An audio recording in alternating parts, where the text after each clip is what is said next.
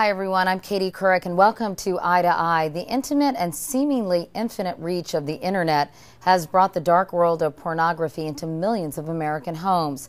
Minister Craig Gross has started an open forum to talk about internet sex and the perils of addiction. It's called Porn and Pancakes. He told our Daniel Sieberg the first step is admitting you have a problem. Where did the name Porn and Pancakes come from? Porn and Pancakes was the only place, like men's breakfasts were the only places we were ever invited to speak early on, because surely we couldn't talk about this topic on a Sunday morning. And so we labeled the events, another Porn and Pancakes. No church has ever called it Porn and Pancakes up until a few months ago when we said, well, let's bring this men's breakfast back, and it's got to be called Porn and Pancakes. And it's been fun, as people go, are you sure that's going to work? And we haven't seen an event here, Porn and Pancakes, with under, I think, 300-400 people. And out of those 300 or 400 people who come, how many of them come to you and say, I have a problem? So many people come afterwards or come to this event, and finally they're saying, acknowledging that they have a problem, acknowledging that they need help. And that's the hardest part when it comes to pornography. We don't want to admit that we have a problem. We want to maybe say it's the other person over there. And so I think part of what this event did is, by having 500 people here, and you're looking around a table going, there's other guys that are in my shoes. Okay, I can trust. I can maybe kind of lay it out there that I struggle. So my goal and my hope and prayer isn't that they just talk to me. So they talk to these guys around the table that are gonna, that are living, lives next door, that are, in their churches, in their schools. And some of these guys bring their sons out too, and so it's a family sort of thing. And the fact that a guy can show up here with his dad, brings a smile to my face. Because, my parents put cassette tapes from James Dobson into the tape player, and we had to listen to them on the way to school about sex, about all the birds and all that stuff. I can never talk about it. And so to see the conversation taking place, and a kid I talked to earlier said, my dad said to me, we're going to go to this. And he said, I'm glad we did. And I said, was it uncomfortable? And he goes, yeah, it was uncomfortable knowing I'm coming to my dad, but the way it was presented, this was good, and I'm glad we can now talk about it.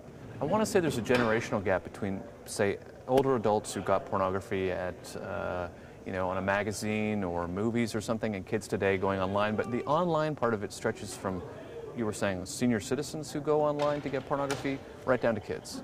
Yeah, I think the biggest difference with online technology is you don't have to go looking for porn anymore. I found porn, but then we had to go steal it from a liquor store and then hide it. Nowadays, that's the difference. So kids are finding this obviously a lot quicker, but then adults, their dads, their grandparents as well, because they're stumbling across this online, and they didn't go searching for it. It came to their inbox.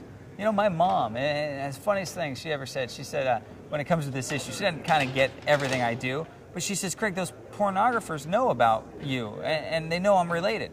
Why is that, Mom? Because I get emails from them. And she says, I go, Mom, they don't care that you're related to me. She said, I'm 59 years old. Why do I want this in my inbox? It's not because you're related to me, Mom. They don't care that you're 59, or they don't care if you're 9.